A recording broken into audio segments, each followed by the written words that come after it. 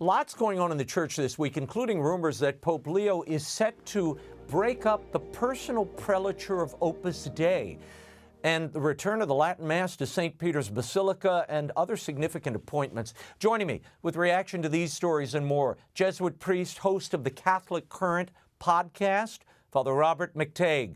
Father, thanks for being here. A big story this week, a report posted on October 14th on infovaticana.com, alleges that a major overhaul of the personal prelature of Opus Dei is about to transpire. Pope Francis essentially ended the personal prelature, and now new statutes are awaiting final approval by Pope Leo. Currently, Opus Dei priests, lay members, and diocesan cooperators are under one entity. That could change into three distinct entities under this alleged new structure. Father, what is the Vatican hoping to achieve here, and why bust up this structure at all when it's one of the most vibrant groups in the Church? I suppose it depends on who you ask and who has what kind of skin in the game. Based on the things that I've read in some of the Vatican statements, there was some housekeeping and maybe some reform and some cleaning up of some messes that Opus Dei hadn't responded to with alacrity, if the accounts I've read are to be believed. And Pope Francis had said, you guys got to get a move on about this. And as I read the documents, Opus Dei was going to have kind of a big Congress to kind of sort things out in the manner that Francis had urged. And then Francis died, and that meeting was canceled. Maybe they were waiting to see if a new administration would handle something differently. I mean, a personal prelature is an odd kind of canonical and ecclesial animal. I don't think we have a lot of experience in managing that. Some people, their hermeneutic of suspicion is engaged, shall we say, and that Opus Dei is too much of one thing and not enough of something else, and that's why they in the Vatican, with a capital T, are looking for some significant changes. Whether the changes are merited or not, at least as I understand it, Opus Dei, as we know it, will come to an end if those changes are effected. Yeah, and this is, again, it's one of the most vibrant groups in the Church. I know there were some allegations, with some workers, in some of their houses, and that sort of put this on the radar of Rome. But I believe heads of Opus Dei already met with Pope Leo, and they submitted their new statutes in June. So they're awaiting some approval. There's rumor that those approvals could be forthcoming. So we'll keep watching this story as it develops. Last week, Pope Leo named Chicago's Cardinal Blaise Cupich as a member of the Pontifical Commission for the Vatican City-State. That runs essentially the country of the Vatican. Father, what does that appointment tell us, particularly coming on the heels of this honor of Senator Dick Durbin in the United States that caused an international fracas and a group of bishops to come out against the honor? And then, of course, in the 11th hour, Pope Leo weighed in and said, oh, wait, I side with Cardinal Cupich. It's a funny thing. People say that when you have large institutions, if you want to get rid of someone without looking like you're getting rid of them, you promote them up and out and away. This is not an appointment to be vocation director in Tehran or Riyadh. For example, he's not going to be the papal delegate to Eritrea. This is a very significant move, I believe. And I think my hunch, it's a kind of a pat on the back. You might say, well, it's just a little hometown pride. They're both Chicago boys, etc. That may be part of it, but I can't imagine that you would give someone such a high-profile appointment after the kerfuffle with Senator Durbin and not have this being done as friend to friend, as one who can not only give approval and give promotion. And let's not forget, the Cardinal is past the retirement age. He put in his papers as he was required to, and his resignation hasn't been accepted yet. So I think we're going to see more of Cardinal Cupich, and we're going to see more of him for a longer time than a lot of people expected. Yeah, and just to put this in perspective, the Cardinal Cupich Dick Durbin kerfuffle, as you mentioned, that was really about honoring an allegedly Catholic politician who has used his public career to obstruct, indeed oppose, Catholic teaching. And you had at least 10 or 11 bishops come out in the United States and say, wait a minute, this honor shouldn't be taking place, it's scandalous. I guess the message here is it's not scandalous, and one can object to Catholic teaching in the public sphere, and you can keep going on. In fact, you'll get honored for it in the church if you want to salute people like that. But speaking of Cardinal Cupich, His Eminence released a video message this week speaking on behalf of migrants. This follows a spate of these No Kings rallies here in the U.S., some of them focused on deportations and immigration policy. Cardinal Cupich also had 2 recent meetings with Pope Leo. Watch this. Today I speak to you as your shepherd, but also as a fellow pilgrim who shares the pain of many of our immigrant communities. Families are being torn apart, children are left in fear, and communities are shaken by immigration raids and detentions. These actions wound the soul of our city. Let me be clear. The Church stands with migrants. We stand with a mother who crosses borders to feed her children. We stand with the father who labors in silence to build a better future. We stand with the young person who dreams of safety and a better future. Our parishes and schools will not turn away those who seek comfort, and we will not be silent when dignity is denied. Father, your reaction to this, it sounds like a call for open borders and a clear denunciation of law enforcement. I would want to know who's asking the church to be silent about these matters. I'm not aware of that. And of course, His Eminence is at liberty to make whatever videos he wishes. And I can understand his intention of standing up for the human dignity of migrants, etc.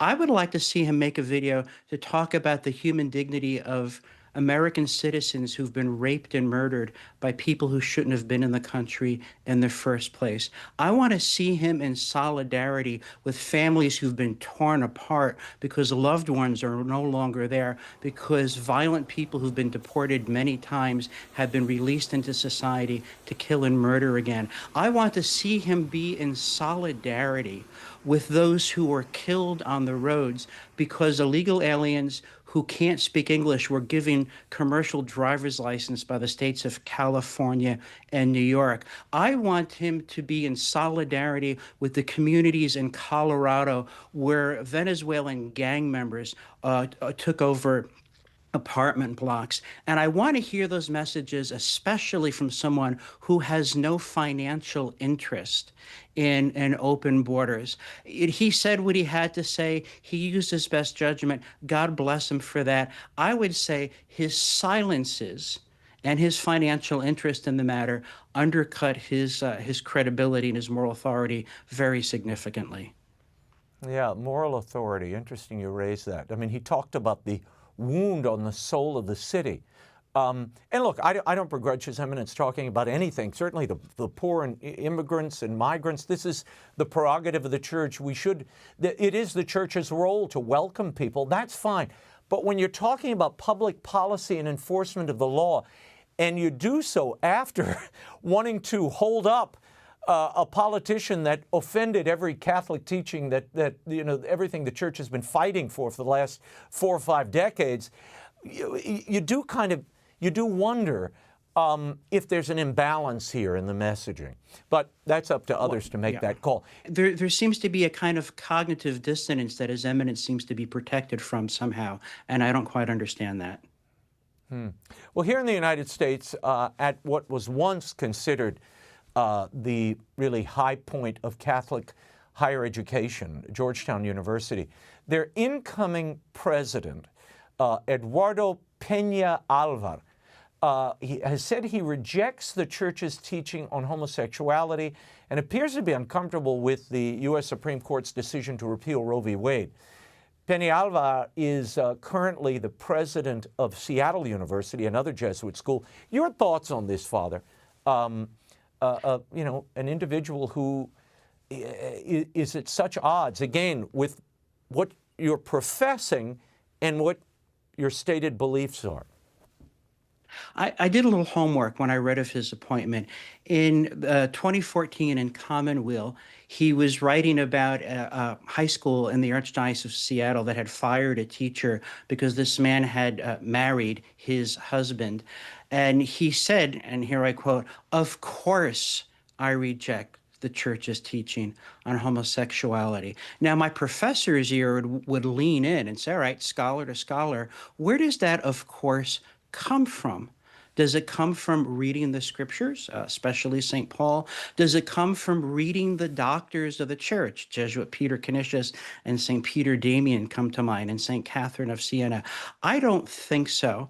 I noted, too, that a year earlier, again in Commonweal, he cited with approval an article in a Georgetown University law review that said, well, if you don't support gay marriage because of the fertility issue, then you're against elderly people marrying, and you're against the marriage of non-fertile couples. And that's that kind of glib argument that a well-trained 15-year-old homeschooler can refute. But 11, 12 years have passed since those publications. I'm going to assume, given his new appointment, he hasn't changed his position. That makes me wonder, what has he been reading and who has he been talking to all that time? I don't think he's read the very good work of Father John Harvey, who founded Courage International and Encourage. I don't think he's read the good work of Dr. Jennifer Morse and the good work of the Ruth Institute. And candidly, I don't think he's read much that I've published or broadcasted about either. This seems to be a blind side. I don't think he's re-examined this issue in a long time. And candidly, I wonder what his knowledge of basic biology is. Raymond, I know we have a family-friendly show here, but I've taught medical ethics. Bodies were designed to do certain things well, and they were designed not to do other things because there would be great harm. He seems to pass over all of that in silence, and I just have to wonder why. Yeah. Yeah, well, it's a major position. He assumes it next summer, but Georgetown has been moving away from church teaching. I think they call themselves now something in the Jesuit tradition. They say in the Jesuit tradition. That's how they kind of frame things. But at this point, what does that mean? How about the Catholic tradition? I'll take that. Pope Leo has made some significant appointments this week I want to get your reaction to. He named Monsignor Joseph Grunwedel the new Archbishop of Vienna, Austria, taking over from Cardinal Christoph Schönborn, who retired earlier this year. Francis appointed Grunwedel the apostolic administrator of that archdiocese in January. So this is really a Pope Francis appointment confirmed by Leo. The Austrian Bishops' News Agency has pointed out that the Archbishop-elect has called repeatedly for the end of mandatory priestly celibacy in the Latin Rite.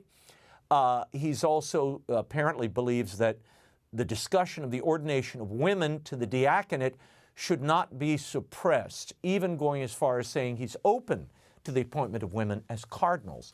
Father, what should we take from this appointment? I saw a photograph of the the rising Archbishop of Vienna meeting with Cardinal Schönborn, who he was replacing, and His Eminence is in a cassock and a zucchetto, and he's got his pectoral cross, and the new Archbishop of Vienna is wearing a suit and tie. And again, I have to ask why. What is it that you're trying to communicate? And just speaking, I'm a recovering academic, Raymond. I'm a professor of philosophy and theology. I look at those claims about the ordination of women, of homosexuality, about celibacy, and say, what has he been reading? And again, certainly not scripture, certainly not the fathers and doctors of the church, certainly not John Paul or Pope Benedict. And it mystifies me how this man even ended up on the short list. I don't understand it. Well, I doubt if he's reading his predecessor's work, who was responsible for at least drafting the Catechism of the Catholic Church.